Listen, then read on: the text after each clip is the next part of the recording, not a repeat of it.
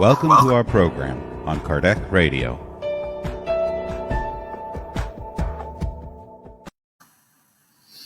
Hello, everybody. Good to see you all. It's more than 7:15 Ireland, almost 20 past, but we are here. Let's put a little bit more light here. Yeah, there we go. It works. So today we have our friend Andreia. She's our branch in Miami, as we have our branch in California with Dan. Now we have our branch in Miami with Andreia and Marcelo, our branch in Boston with Flavio. So a lot of branches around the world. So I would like to say thank you, everybody, for your time. Thank you for being here with us. And today, let me see here. I have comments here. Yeah. So in order to start, I would like to do the initial prayer, because we do have a very interesting topic today. Andreia will talk about it, the impact of moral renewal in our lives. So it's a lot of questions and pieces inside of this puzzle. We need to move it very carefully in order to find ourselves, to get to know ourselves. Okay? So I would like to invite everyone to close your eyes if you can, if you want to. Open up your heart, your mind, and let's reach our mentors and ask them to be with us.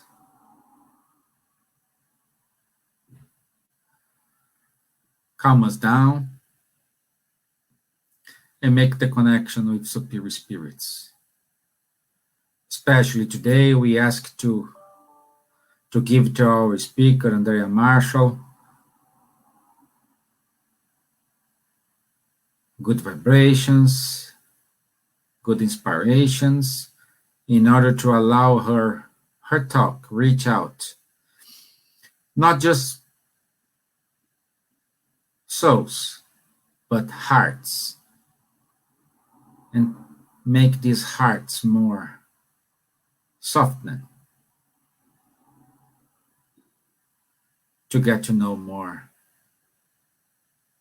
ourselves. So be it. Amen. Andreia, my dear, thank you again. And hello from cold Ireland, and hello to sunshine Miami. Thank you for having me. Thank you. Yeah.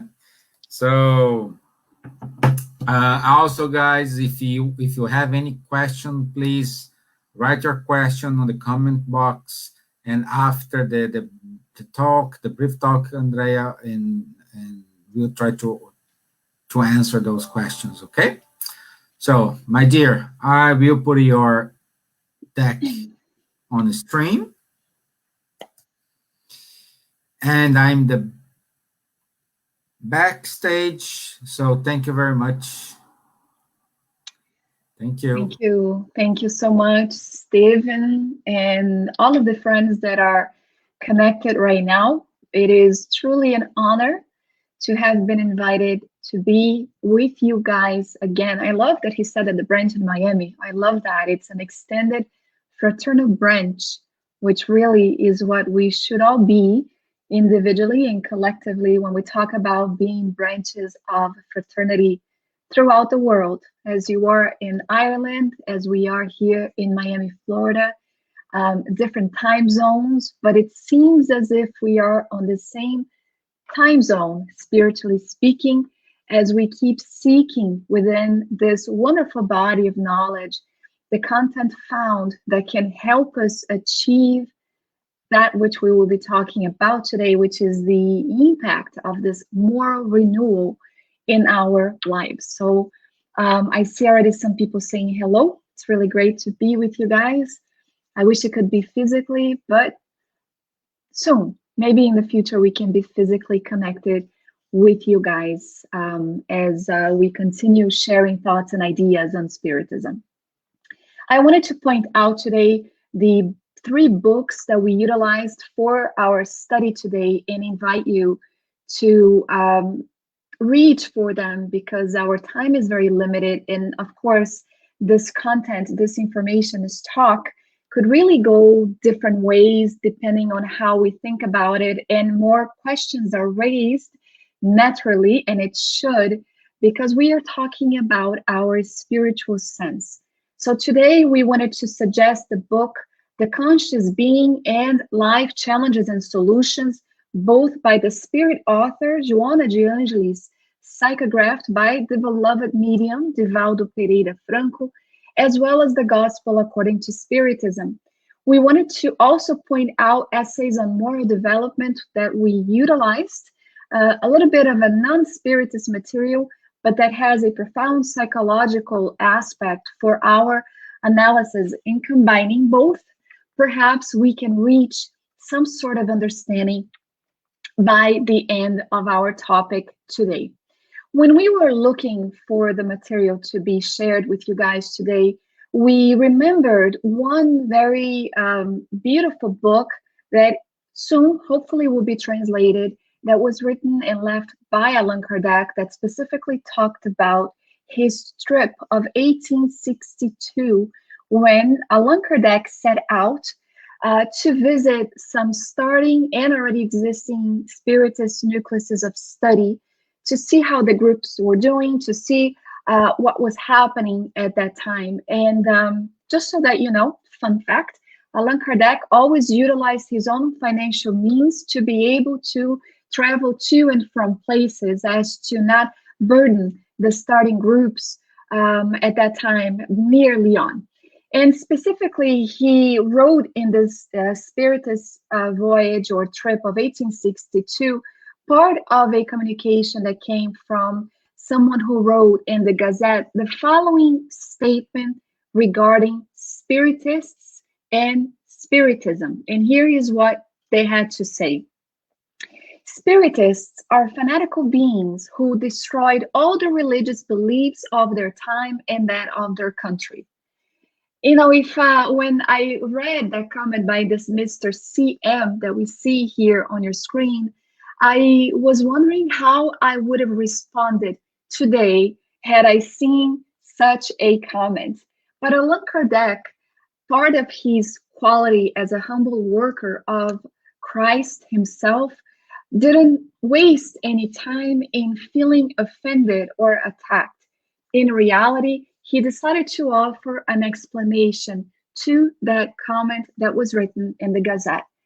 Spiritism, he says, is not a political nor a religious sect. It is a confirmation of facts. It is a moral body of knowledge, and morality can be found in all religions, in every country, in all times. Is the moral aspect taught good or bad, is the question he asks. Is it subversive? Study it and you will know what it's about. However, since its moral character is contained in the gospel, to condemn Spiritism is to condemn the gospel in itself. It's a very beautiful answer, and it is aligned with a comment by the Spirit Aurelius in the realms of mediumship, where he states that symbolically speaking, Spiritism is Jesus returning to the modern world to assist us in the non-stop work of spiritual progress. And this is what we have in Spiritism today. We kind of skipped a slide in the presentation before us. We wanted to point out that there was a challenge that happened in 2019, just last year, in which people were asked to show their before and after photo 10 years prior. And we saw some celebrities posting pictures of their before and after, 2009, 2010. Some people resorted to humor, as with a little stick drawing of someone who was skinny in 2009 and then gained a bit of weight in 2019. And then we saw the reality of our world, the current state of the world, 2009 and 2019. If we were to do a spiritual before and after shot of ourselves, here is where our topic sort of does come handy today. As far as moral renewal and changes, where were we in 2010 and where are we today in 2020? Has there been any significant change that we can actually say, wow, I used to be this way, and today I have a new way of thinking, or I used to feel a certain way, but today I realize that that no longer bothers me. And we sense a sense of maturity as far as morality is concerned. This is just a question, no food for thought here, that perhaps we should start a challenge of the before and after, spiritually speaking, of ourselves. And because we're talking about Spiritism, perhaps it's a good idea to start evaluating the changes, or better yet, the opportunity for changes that Spiritism has provided us with, to consider and reflect about how far we have come already. And this is important for us to keep in mind as we continue our study, because often it seems as if we try to analyze or focus on the negative, that which we still haven't changed, that which we still lack in. And although it's very wholesome and noble to do that and realize what needs to be changed, it's also important that we focus on the positive feedback, the positive outcome, the positive advancements that we have made, that we have received along the years.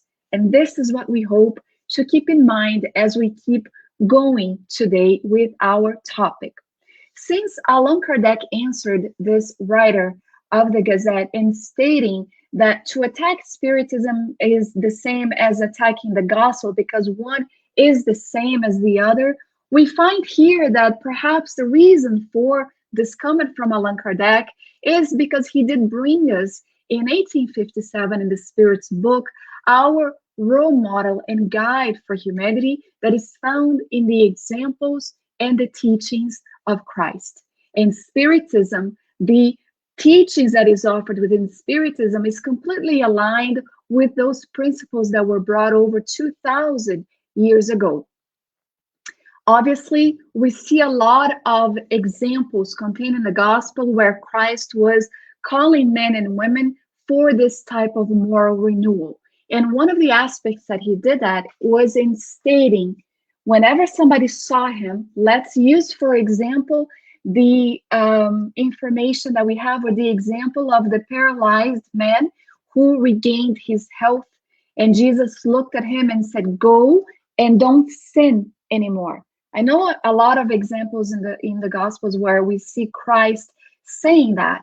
This is really important that we make sure that we understand what the word sin meant back then, as it does mean today, which is to miss the mark.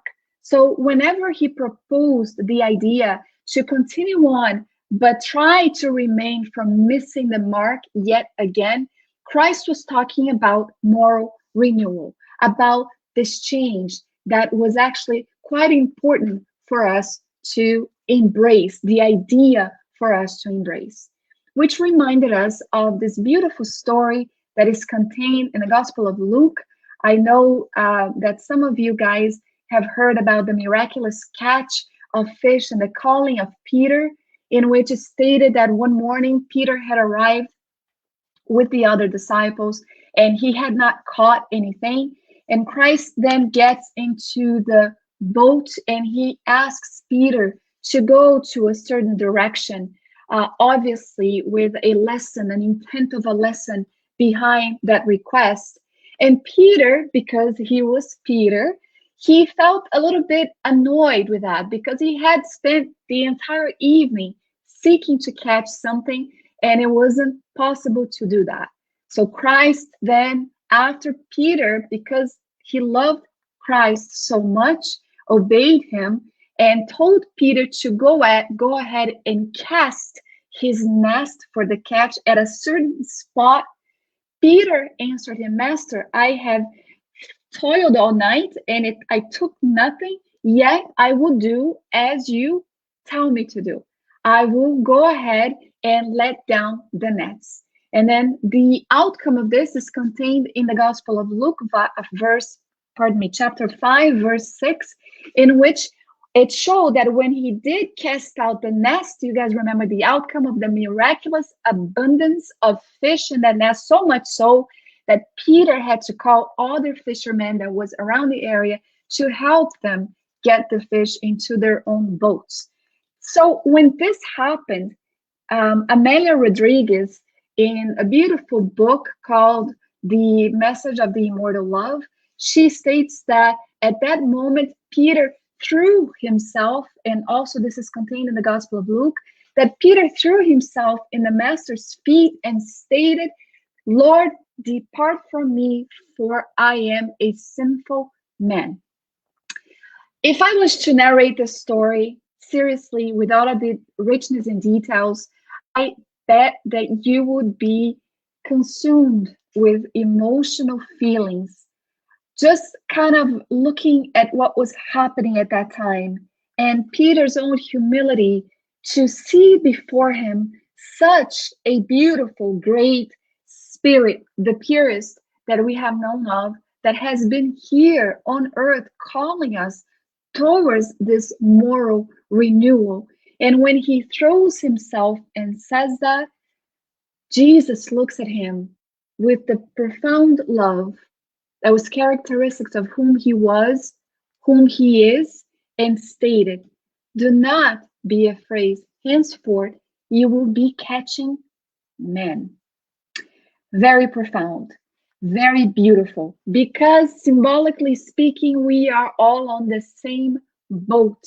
And here we see that basically Jesus was stating that Peter would be the one helping him to catch, symbolically speaking, men and women who were ready to assimilate the message of the good news, to assimilate the message of the Gospels, to assimilate the message of a body of knowledge, why not say, contained in Spiritism, that will offer exactly that moment. Here we are, reincarnated. We are reincarnated. We are in the flesh. There is a meaning, a reason behind a planning about the aspects of our lives. We weren't put here simply to work, to suffer, to procreate, to have fun. We were put on earth to honor all the laws, the divine laws, the law of progress, the law of labor, the law of reproduction, the law of cause and effect, the law of reincarnation, the law of love, justice, and charity, and so on, to seek spiritual ascension and purification. And of course, we know that this is not something that would be done automatically. It is something that would take time. And of course, we are aware of that. We know that anybody who would have this idea that upon being in contact with a body of knowledge such as this one, that we would be liberated from all of our, let's use the word sins, or better yet, mistakes, experiences from the past that were negative, and automatically become pure beings. We already know that it does not work that way. This is where we see Christ speaking to James in another instance when he tells James, the worst crisis is of a moral character. Human beings are destined to inestimable light, yet they still enjoy wandering in the shadow of ignorance, bound to the passions that dominate them and cause much unhappiness. My Father does not want the sinner to disappear, but the sin that lives within to dissipate. For this, however, moral transformation is imperative, and continuous effort to arrive at this result is necessary. It's interesting to see that a lot of people still seek for the phenomena that Spiritism actually can bring, which we can see. In 1848, we saw the turning tables, the Fox sisters contributing for this phenomena. And as they traveled to Europe, hitting France, we saw there the advancement in the growing aspect of spiritualism. Yet with Spiritism, we see Allan Kardec proposing something in 1862 when he states, we are very far from the times of the turning table. Not very far, right? Because 1848 to 1862, yet what he was trying to say is that Spiritism came, and it came to show us that the great phenomena we can ever envision back in 160 plus years ago when Spiritism came about, and today in 2020, is the moral type of renewal, the moral character being modified. And it's interesting to see that although we are aware that we are destined to this inestimable light, something that we can put a price on, something that is priceless, there is, for some reason, something that still holds us back, that allows us to continue wandering in the shadow of ignorance, as Jesus stated to James at that time. Why is it that that happened? And here is where in the book Candles in the Dark and Light, we see, it's not yet translated, so pardon me if I'm mistranslating this. The author Hermínio de Miranda, states that often what actually holds people back in their moral renewal is courage, devotion, and renunciation. Courage to be able to look at oneself and realize what needs to be changed. Devotion or commitment to make an effort to modify that which we are not happy with, and also renunciation, renouncing the things of the world so that we can ascend.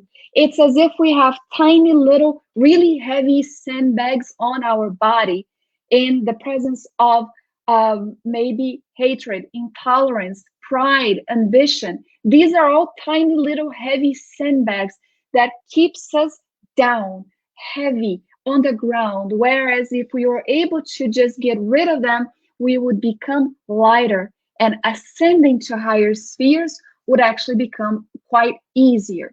And not only that, he also states that a lot of people, when they are face to face with Spiritism, with this reality that is proposed by the benevolent spirits, it's as if realizing what needs to be done, because it's so much work, they take a step back.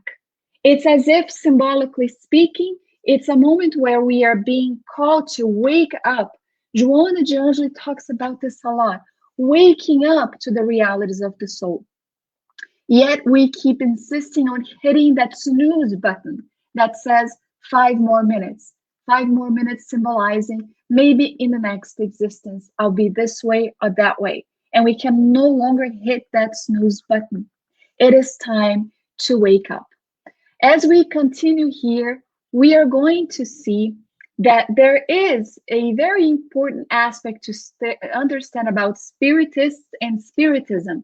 Spiritism does not create any morality. It only makes it easier for people to understand the practice and the morality of Christ. So that which we could not understand over 2,000 years ago, often filled with allegories or symbolism, Spiritism allows us to understand, so that with rationality, reason, we are able to focus on what needs to be modified. It is no longer something about imposition of ideas, but rather the compass, a moral compass that tells us which way we can and cannot go. We see here that Allan Kardec will bring us in the Gospel according to Spiritism this very impactful phrase right here. Truly moral persons are those who practice the law of justice, love, and charity in its greatest purity. And of course, we are yet to reach there, but in this item right here of the Gospel according to Spiritism, which is item 3 of the chapter Be Perfect, and then item 4, we are basically given the recipe on how to arrive at the state of a moral person, filled with ethics, filled with moral conduct.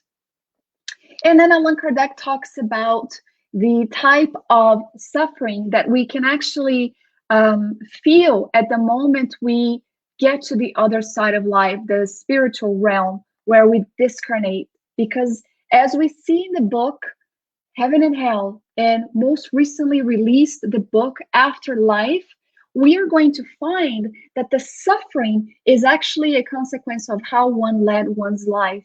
There is no judge pointing a finger at someone telling them, look at what you did or did not do. There is, in reality, this moment where we are put face to face with ourselves. And that's something that you can't hide or run from. Yet, they tell us about the possible efforts that we can make in becoming better beings, the effort we make to actually resist our negative inclinations. And this is why we brought today this sense of moral development and maturation that is found in the Essence of Morality here, where we are offered the 4 components of moral development. This study right here was conducted by James Rest, an American psychologist that is specializes in moral psychology and development. And together with a Minnesota group of colleagues, he actually came up with the 4 components of moral development. The first one, sensitivity, where we actually have empathy. We identify with someone else's experience and the cognition of the effect of various possible actions on others. We find the development of moral judgment in the sense of maturation, where we choose an action that is most moral. Moral motivation, where we decide to behave in a moral way as opposed to other options. And then finally, implementation, where we carry out the chosen moral action. And someone may say, Andreia, how then do I know about all of this? Well, moral maturation, the sense of maturing our moral side, is actually part of our spiritual progress. And then we talk about the fact that the laws, the divine laws that actually points out the way to become sensitive, to have judgment, to seek this moral motivation, and finally implement a proper conduct or a proper chosen moral action, has to do with listening to the divine laws that can be found in our conscious, as the benevolent spirits told Allan Kardec. It's in here, it's in here. Allan Kardec also talks about the need to not only comprehend Spiritism to arrive at being the moral person, but also that Spiritism must be well felt. We need to feel it within. It's as if we are listening to a beautiful music. Some people may hear sound, whereas others feel impacted by the beautiful content of each chord of music, of each instrument. It raises them up to a higher sphere of being, mentally, spiritually, and why not emotionally. So this is the aspect of moral development that we should be seeking. And then he talks about the 2 moral senses that appear in the context of maturation. One of them is the conventional, which is the accepted, opportunistic, sometimes amoral or immoral, because it's imposed by the decorum of each era, civilization, and culture, or the legitimate one, which overcomes occasional limitations and holds genuine sways in our eras, such as that set forth in the Sermon of the Mount. Here we see that the Sermon of the Mount is that one body of information that is timeless, Perhaps this is what led Gandhi to state that if all the books in humanity were lost, if we had the Sermon of the Mount as the last literary piece, nothing would be lost. Joanna de Angelis then comes in the book Conscious Being in an item called Victory Over Oneself, in which she states that ethical moral acquisitions, in addition to the discernment between good and evil, between right and wrong, appear as if they were spontaneous developments of the divine essence comprising the spirit. However, the depth and perfecting of such values depend on each individual's efforts, interests, and achievements. This is the sort of map that she gives out to us. And she continues in the book Life, Challenges, and Solutions in stating that the grand psychological endeavor of individuals' growth resides in their search for themselves. Although similar to other people, each person is different. Psychologically, everyone's unconscious contains all of the symbols of all the different cultures mixed together to form the individual reality. However, it is indispensable for them to seek individualization, that is, authenticity, ideally constructing and accepting themselves with qualities that are non-transferable and peculiar to them alone. So while I may admire someone and actually aim or wish to be like they are, we have to realize that we are a reality, a universe in itself. We are able to attain and reach those goals that we admire in other people. Yes, we do. But here she's talking about the fact that everyone's individual growth is actually something that resides in the search for themselves. So there's no reason for me to wish to be like, sorry, Stephen, but like Stephen Bertozzo. I am aware of who I am in the search for myself. I seek and I reach in and I find the qualities that are all mine due to the merits that I actually have from previous existences, all that I have acquired so far, and also that which still needs work, which is non-transferable. It's something that only I can do. Of course, I can count on the assistance of friends, but it's something that is not transferable. Only I can answer for them. That's why she reminds us that to live means to construct oneself inwardly, overcoming each level of evolution by the means of self-refinement. It's not an easy task since it's related to our moral and spiritual reality. We are incessantly called to work on our self-worth, our inner growth, and to overcome belittling dependency. So when people say, why am I alive? Why am I here? It's to construct oneself inwardly. Somebody asked the question this week if when God or when Jesus talked about the kingdom of God, if it's something that can be constructed or built within our hearts. Yes, it is. That's what it means to construct oneself inwardly, overcoming each level of evolution, meaning overcome all of that which still holds us back. We have reincarnated many times and we will reincarnate many times. Thank goodness for that realization, because it is through the successive reincarnations that we will be able to overcome these obstacles. Yet, and finally, one of the things that we cannot forget as far as the moral impact of renewal in our lives is this phrase right here that is brought on, that we are actually the ones that are going to be studying our imperfection and striving incessantly to combat them. All the efforts are focused on being able to say to ourselves tomorrow that we are better than we were yesterday. So spiritists, true spiritists, are recognized by the efforts that they make to resist the negative inclinations and to better themselves day by day. Does not mean overnight purity. It's the effort that we make to be able to reach and get there.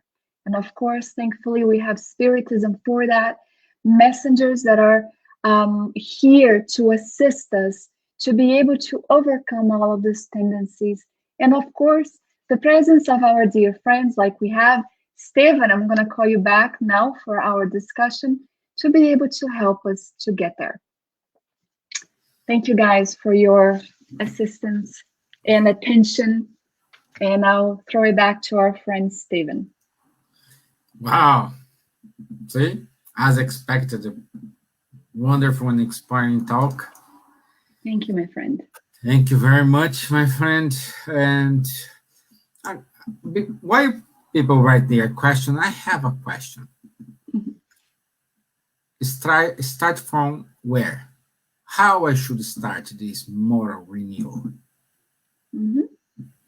Well, let's pretend that we just came in contact with this and we really don't know what to do.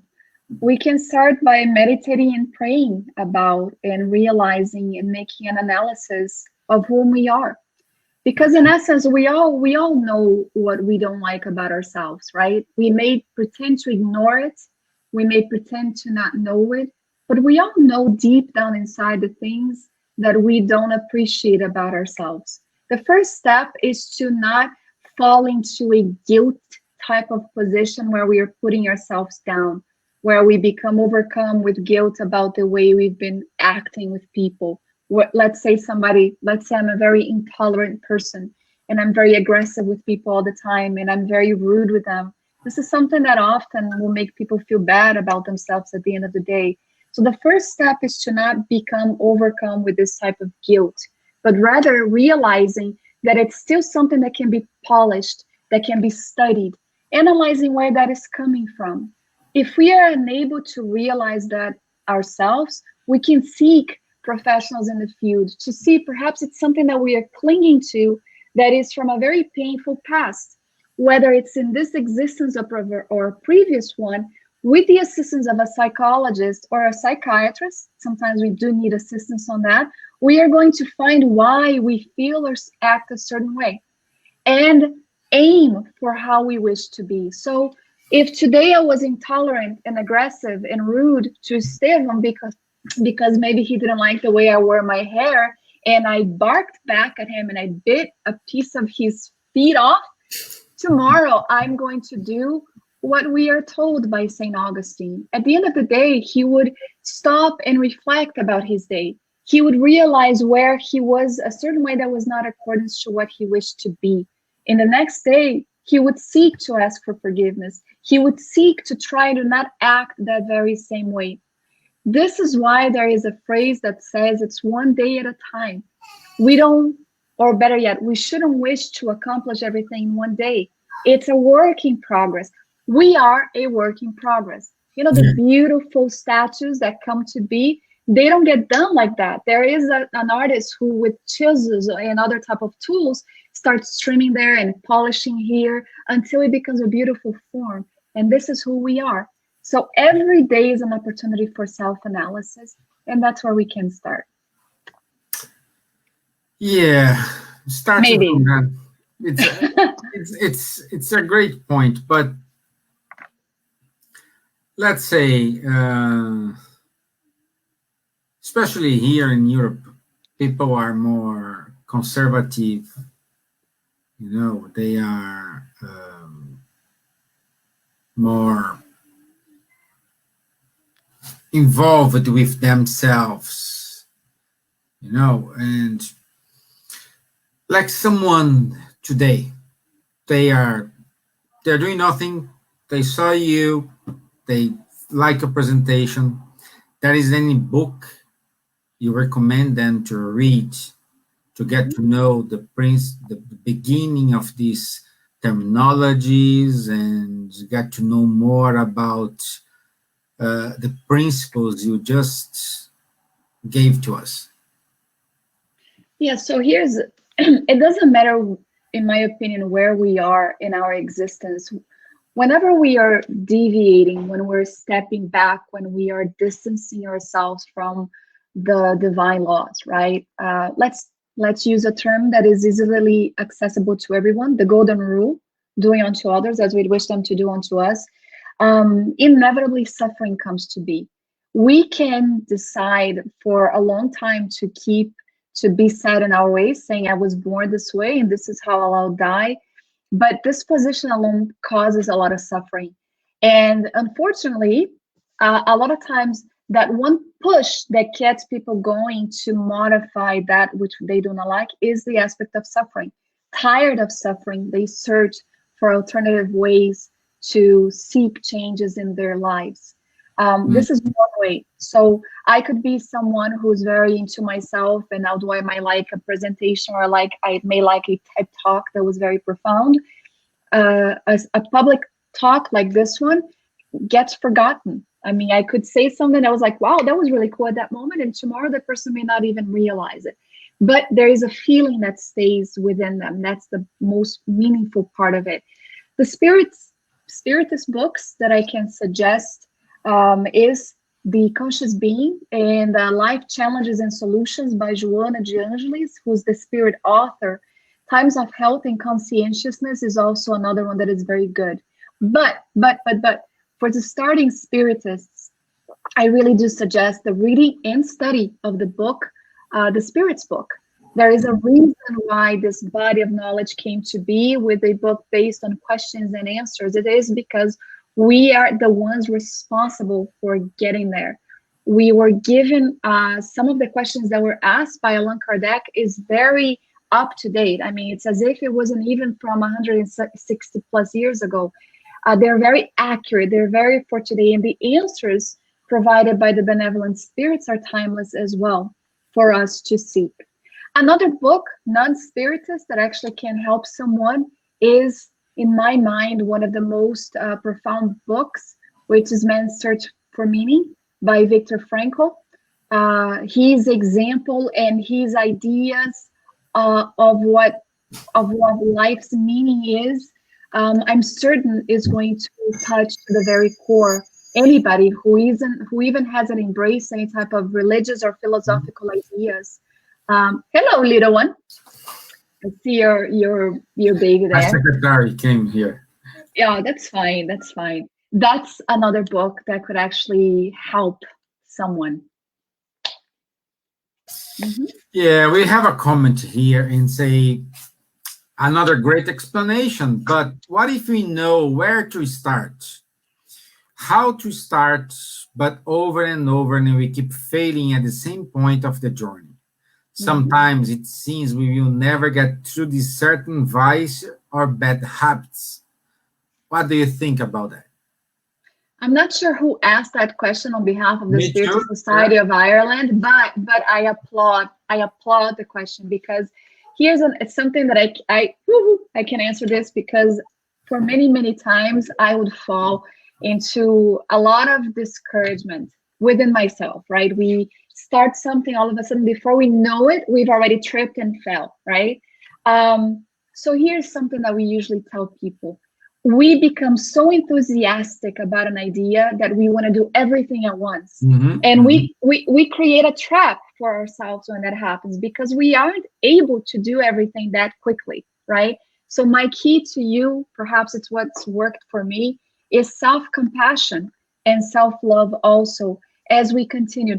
The positive thing is that whenever we trip and fall, it's usually forward. So unbeknownst to us, we've already made a step forward to realizing the key is to pick oneself up again, shaking the dust off and continuing the walk, even when it hurts.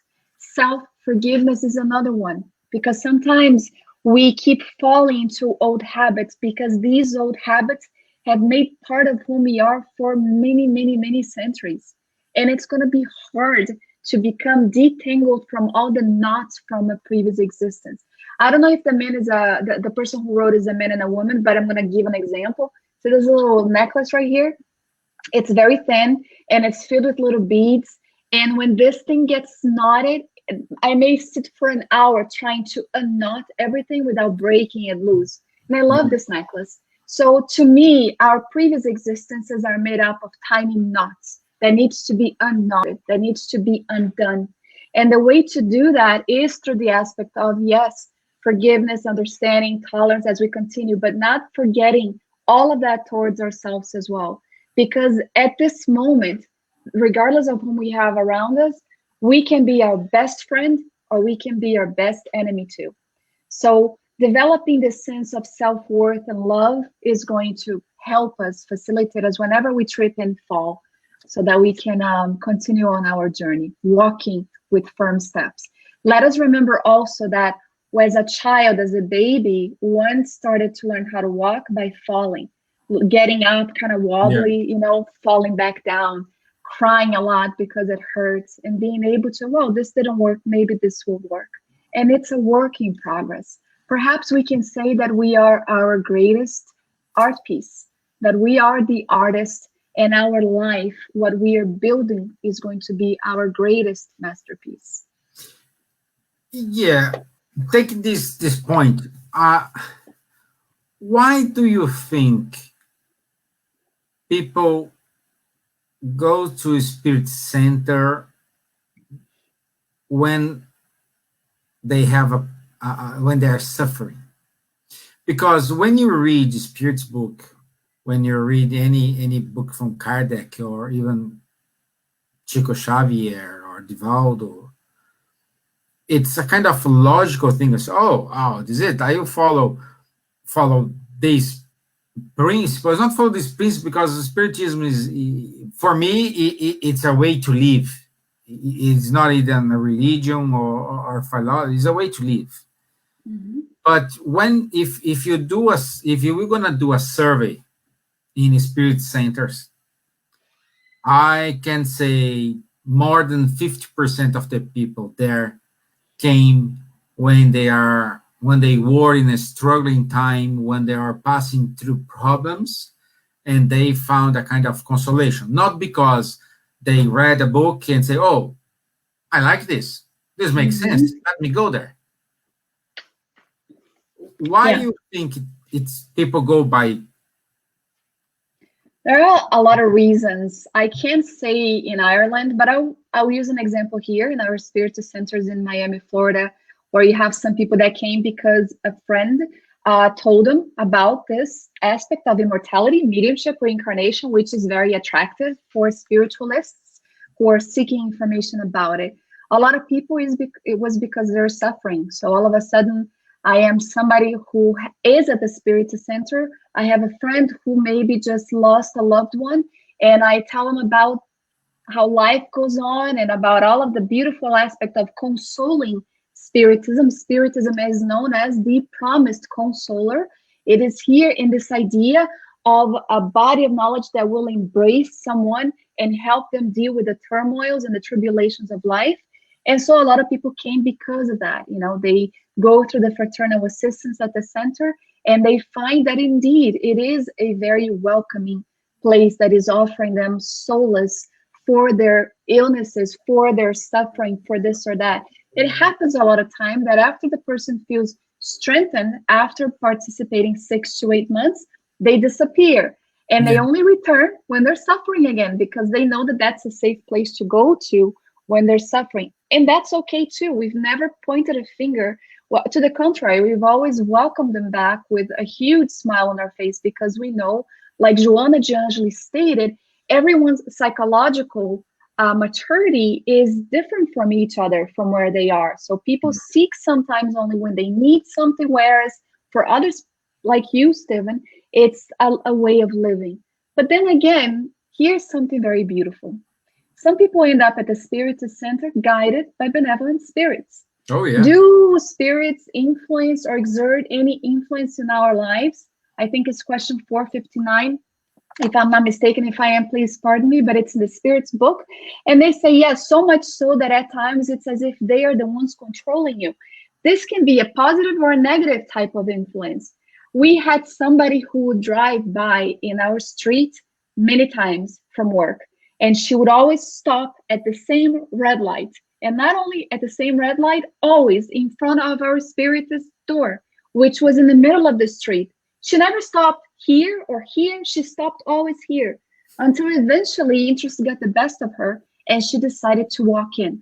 In the mediumistic meeting, I don't know if some of you are familiar with this, at the Spiritist Center, the mediumistic meetings are called spiritual rescue meeting. It is not phenomena just to hear spirits. It is truly, in my opinion, an ER. It's an emergency room for suffering spirits. We see a lot of spirits saying, I was walking on by and I saw this light and I decided to walk in. So this is beautiful to see how the benevolent spirits guide the way for us to get where we need to be. How many people entered the Spiritist Center while they were contemplating suicide? No information about it, no idea why. Why did that happen? Which goes to show that spiritual assistance is available at all times. It is here to protect us at all times. Of course, the benevolent spirits respect our time. If I don't want to go to the Spiritist Center or to the psychologist, or if I want to stop taking my medicine, if I'm going through some type of psychiatric treatment, of course, the benevolent spirits will step back and respect our free will. But at the moment that we call, that we pray, that we cry, they come running to our rescue. What we need to do is maintain our spiritual antenna lit up so that we never miss a teaching, a lesson, a warning, a loving type of consolation from them. Wow. Yeah. Thank you very much. So the author of that question, it was our dear friend Vanderlei. Oh, hello, Vanderlei. I miss you. And also our friend from Chicago, Don Sambal. I think it is a statement, but he said here, I've worked on some issues for 20, 30 years, and they still come up at times, but never as strong as in the past. That's wonderful. That's wonderful. These are We great see, I mean, repeated habits, repeated patterns, but as they're becoming less and less frequent or less and less strong, that's a huge sign of evolution. It should be your before and after photo, Dawn, the one that we showed before, the challenge. So if there was a spiritual challenge where we could place our spiritual photo 10 years back, I'd say you'd have a beautiful after photo in 2020. So good for you. Good for you.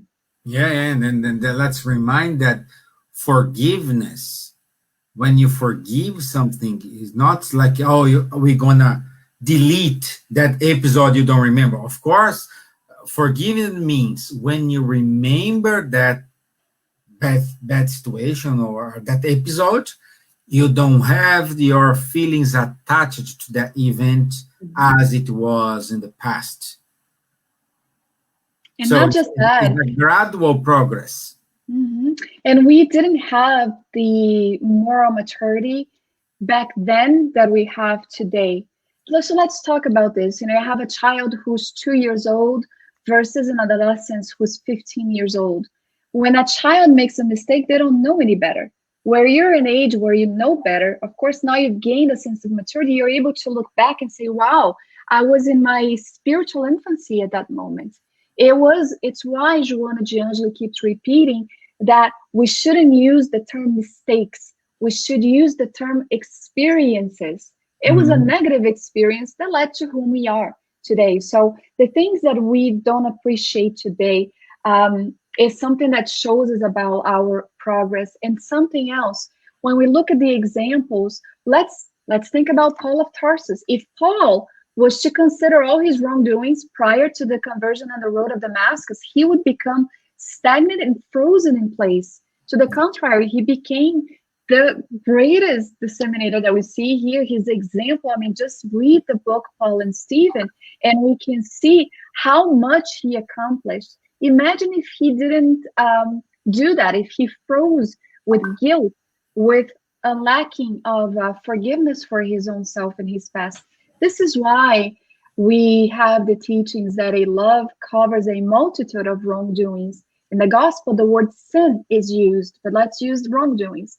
It's because when we start working, it's as if we put in action, fluidically speaking, if you will, if you want to say this way, a movement that somehow sort of distances ourselves from that. It's not to say that we are not going to be facing consequences or of course we will, but it diminishes that. And we see several accounts where somebody reincarnated. They were supposed to undergo a trial and expiation that was very severe, based on the law of cause and effect from something that happened before.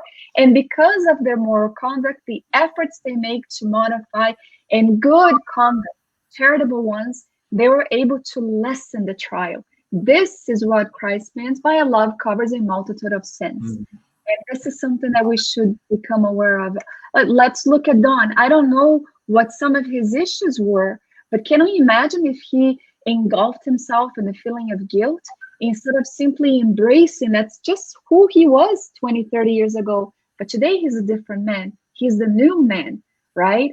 And he is someone that obviously is not stagnating his steps because of being lost in the sense of guilt for what he's done. He's actually working on the betterment of himself, consequently, for this existence. And something else, 20, 30 years is a long time in this life. But let's just remember that even if he reached the end of his existence and he wasn't able to overcome that, eternity is before him. He's an immortal soul. Of course, we're not going to hit the snooze button and leave it for the next existence, but be kind, right? Anybody who says that you're able to acquire a degree of purity in this life where you're going to overcome something that has been part of who you are for many existences really is not in contact with the law of nature. A rosebud only blossoms at the right time. It doesn't go from one nice tiny button to beautiful, full of perfume petals. It takes time. We need to wait for the spring. Yes, which we are not in right now. Just summer. Yeah. Wow, it's amazing. Well, this is a topic we can talk for hours. And what do you have to say for those who are seeing this video? Because one of the great successes we are having here is every day we do have new people here from Ireland, from the United States, from Japan, from New Zealand the other day, from Brazil, of course. And what do you have to say for those who will see or are seeing our video and they want to make a life change? Do you have any inspiration? Oh, like Mark Carlos he's seeing us from California, sunny California. Mark Carlos from California, very good. Yeah, I do have something to say, but I need to find the quote properly here. Okay. Here we go. I think I found it. First and foremost, we may not always agree with everything that we see. Somebody like maybe me exposing here or bringing my own reflection based on the study that we extracted from the Spiritist books. So be patient if you encounter someone like that. And not always do we have to agree with what the person is saying. Another thing to consider is that Steven and myself, we are not perfect. We are just like all our brothers and sisters who are connected, trying to overcome our difficulties, our challenges, our tribulations. The other thing that we need to consider is that we can help each other out. So I'm certain that during the lives, if you have something to contribute, don't feel shy. You know, sometimes your own experience helps someone else who's connected and reading your comments. But I do want to end with this one. It's found in John chapter 16, verse 33. And this is a phrase from Jesus. He said, I have told you these things so that in me you may have peace. In this world you have trouble, but take heart, I have overcome the world. This here in Jesus in Christ is something that I've been repeating a lot, and it's a statement from Joanna de Angelis in the book Jesus in Our Days. She says that the world desperately is in need of bringing Christ back out of the crucifix, meaning the one who is a companion, a psychotherapist, someone who's there to assist us so that we don't overcome ourselves by going over the abyss of despair, of desperation, of discouragement. When we don't know where to seek, it is in Jesus that we do. How do we do that? Well, my tip to you, I envision him sitting beside me, his arms around me as a paternal big brother figure, someone that I can open my heart and soul and know that I'm not going to be judged because he knows who I am. He knew me before I was. We were invited to be in this huge terrestrial boat. That's why we say we are all on the same boat. Like the simple fisherman over 2,000 years ago, troubled waters all around. And when Peter felt that he was going to actually become engulfed by the waves, Christ told them to be the ones with faith. Faith is something that comes not just from a feeling, but also reason. It's uniting the mind and the heart. So that's what I usually do. And I do cry. And I do open up when I can find someone that sometimes I just don't have the courage to let them in the deepest part of my soul, of my sorrow that is in need of assistance.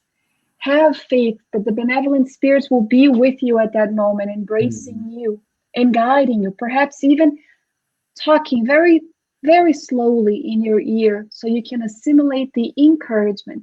Remember that Spiritism is the good news, and good news is about bringing happiness and joy even during tribulation, because the true and sincere Spiritist will realize that this is all temporary. The storm will pass, and with every passing storm, the sunshine comes again. So let's remember that and be encouraged. Always be encouraged. Yeah. Let's use the quote from Mary, Mother of Jesus, like said, it will pass. This too shall pass. Yes. Yeah. So, a request here. We love it. Please come again with more information about the works of Joanna. See, people are saying. Thank you, Vanderleila. We'll do. So, that. I have to comply with them. So, Thank you, Stephen. Thank you for the invitation, and for you guys that are watching. Thank you very much. It's good to see some names that are familiar, and I know Don Sembo to be an avid reader of Spiritist books. I know that for a fact. I hope he continues that, and he continues sharing the gems that are found in the literature. Yeah, Don is with us every Tuesday and Thursday. Don with us here. So he's a brave one. He's a brave one. Listen us broadcasting here, and my dear friends, our time is up. But I would like to say thank you very much for your time. Don't say thank you for both of us. We have our friend here, Mohammed. Hey, Mohammed. And so, Roberta, see? Thank you, guys. Hope to see you next time. So, thank you. Much appreciated. Yeah. And I'll say I'm retired. Okay, you may be retired from work, but not from the Spiritism. Is he fluent in Portuguese and English? We can give him work, right? We have work for him. Exactly. We can give him work. For a job, you do have a job. Yeah. So, my dear friend, thank you very much. I really appreciate your time. I really appreciate your efforts in order to bring this viewpoint from Joanna de Angelis, which is a very important spirit who gave her books through our dear friend Divaldo. It's a lot to study. I know reading Joanna, it's not hard, but it requires a lot of attention and a lot of study. And having you helping us, it's a great pleasure. Thank you very much. Thank you, my friend. Thank you guys for bearing with me and for the presentation, for the invitation. Thank you. And would you like to do our final prayer? Sure, we can do that.